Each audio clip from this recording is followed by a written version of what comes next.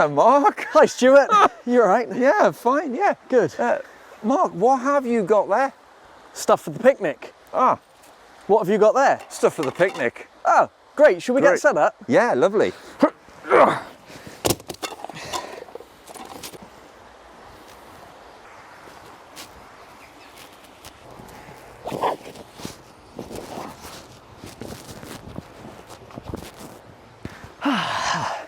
Oh, Mark, this is a very luxurious picnic. This is wonderful, isn't it? Well, you know, I thought make an effort. Yeah, no, it's great. What have you got in your hamper, Stuart? Oh, I've got plates, bowls. Oh, brilliant. Yeah, cups. Yeah. Nice. Yep. Well, I'll put those there. Yeah, I think that's it. Really? Okay. What did you bring to eat? What did I bring to eat? Sorry, I thought you were bringing the food. I wasn't bringing the food. What? I was bringing the rugs and the blankets and the cushions. No, I was just bringing all the cups and plates. We don't have any food. No food. Oh, wow, that's some picnic, isn't it?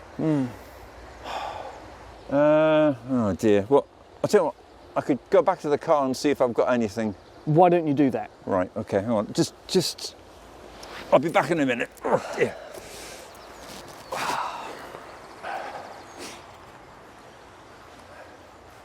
Hi, Mark. I'm back. Oh, that's good, Stuart. You There you found go. some food? Yeah. There you go. It's all I could find, mind.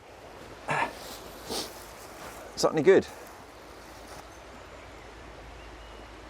A little bit of dry bread. Yeah. It's what I had in the car. Stuart, that cheese is revolting. Well, it's all I could find. It's Oh, well, that's not going to do, is it? rolling around in the boot, but you know. Unbelievable.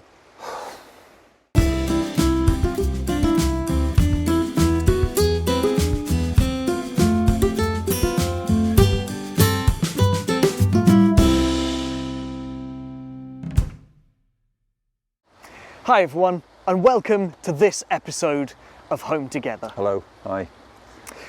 In our little mini-series, we've been looking at stories of impossible things that Jesus did, that were clues about who he really was. In our last episode, you might remember we heard about a man at the pool of Bethesda who Jesus made walk again. And we've really enjoyed once again seeing the videos and the pictures that you've sent in showing what you did following that story last time. And here are a few of those pictures just now. Thank you to Russell for this picture of him having lots of fun with bubbles.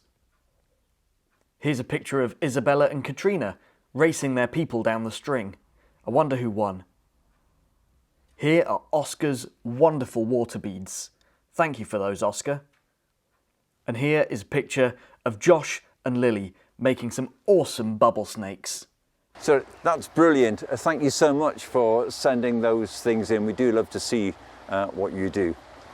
And now here is the first activity for this episode. Stuart and I forgot the food for our picnic. So your challenge today is a memory game. You will need a random selection of 10 to 12 different items.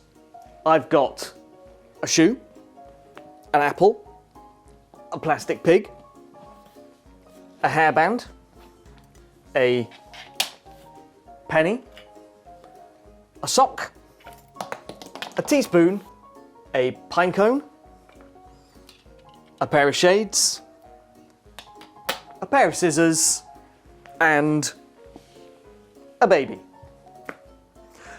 On second thoughts, maybe don't use a baby. Once all the items are gathered together, you can have a good look at what's there. Then, have someone cover them over, or close your eyes.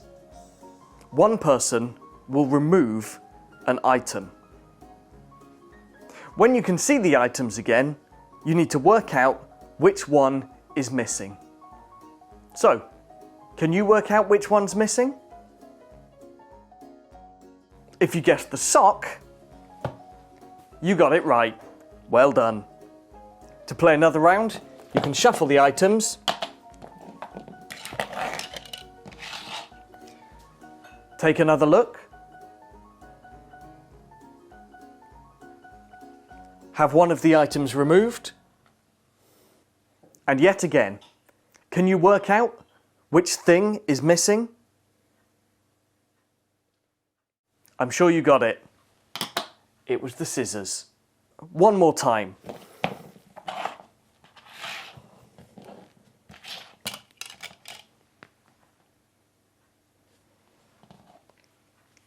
Now, which item has gone? It's a tricky one that time. It was the hair bubble. If you got that right, well done indeed. So why don't you gather your own items and have a go at that game together? That's brilliant. I look forward to doing that myself later. Now, on with today's story. This story is about Jesus doing something that seemed impossible for some people who, like us, didn't have any food for their picnic.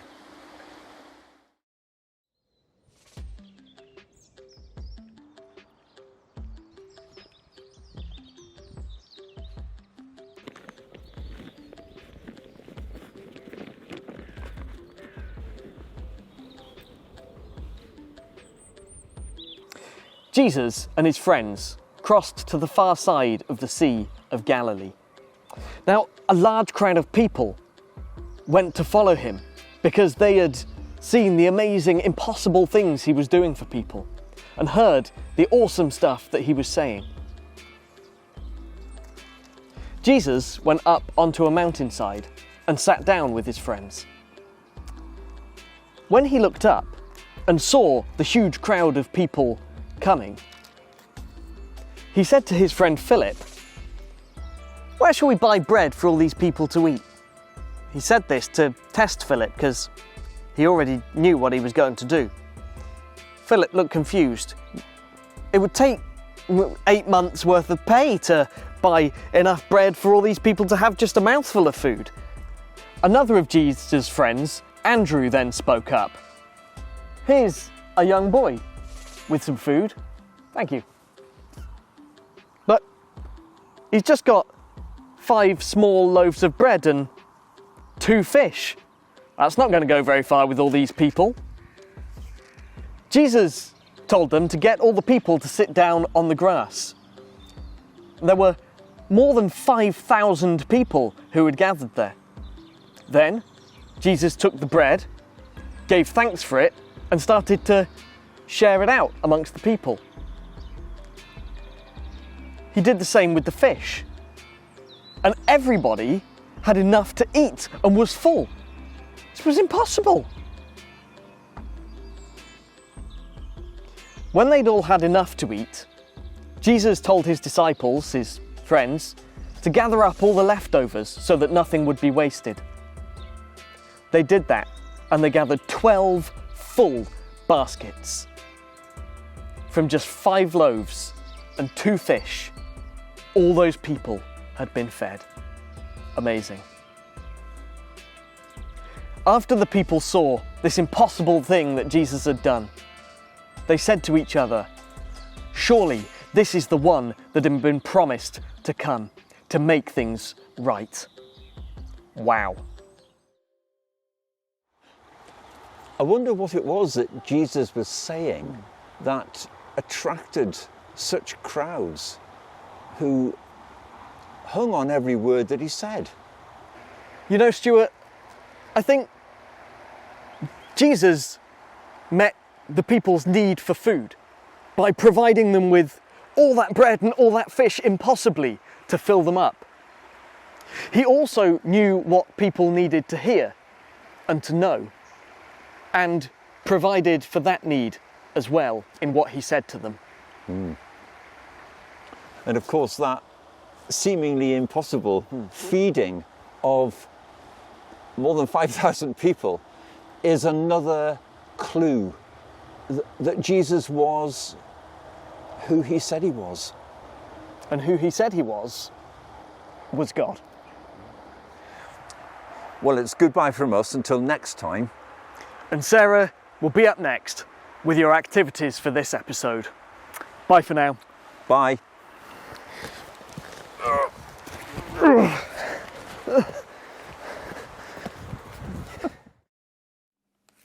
Hi everyone, nice to see you again. We couldn't do a story like that today and not make some bread. So in your packs this time you have got a packet of bread mix. And all we're going to do is we're going to tip that into a big bowl.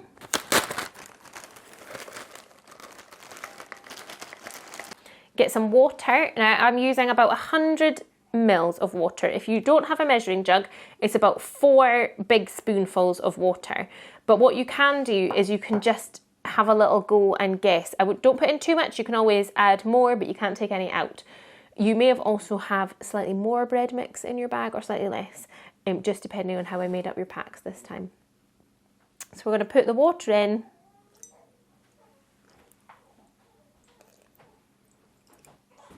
And then we're just going to give it a nice mix. So once it starts to come together, it's often easier just to get your hands in there. You might want to add a few more drops of water if your dough is quite dry. If it gets too sticky, don't panic. You can always just add a wee bit extra flour if you've got some at home. Okay, so once your dough has all come together and you've not got any spare flour left in your bowl, you're going to pop it on your table and then you're just going to knead it for 3 or 4 minutes. If it gets a wee bit sticky, you might need a wee bit of flour if you've got some. So then when you're finished that, you're going to take a baking tray. This is where you can get creative. And you can make your bread dough into whatever you like. You can leave it like one big roll. You could make some little fish shapes. You could make some loaves like in the story. Whatever you like. We'd love to see what you make with your dough. I'm just going to make some little mini rolls ready for lunch.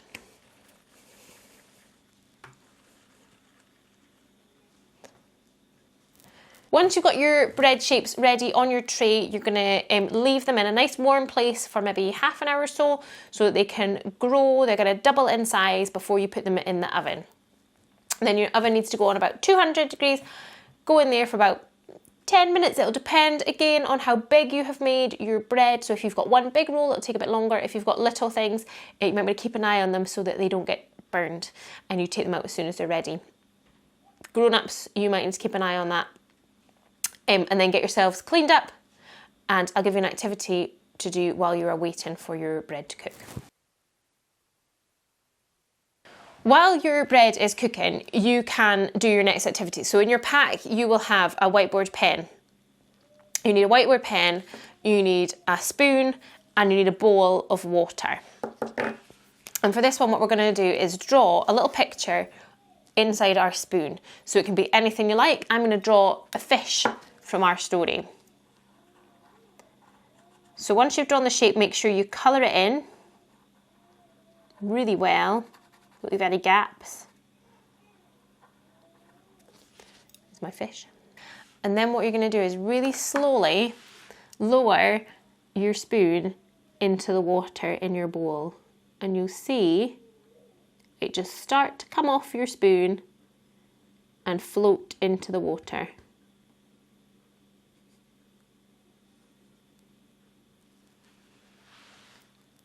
You can do any shapes you like, you can do any creatures you like, just make sure you colour them in when you're drawing them. We'd love to see how you get on with that. We'd love to see your bread creations. Drop us an email or join us on the Facebook group. Grown-ups, if you're not part of that, just let us know and we will send you a link. We're looking forward to seeing how you get on this time, and we will see you soon for our next episode. Bye.